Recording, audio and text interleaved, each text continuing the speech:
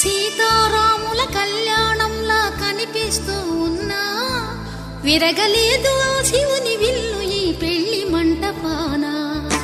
Gauri Singh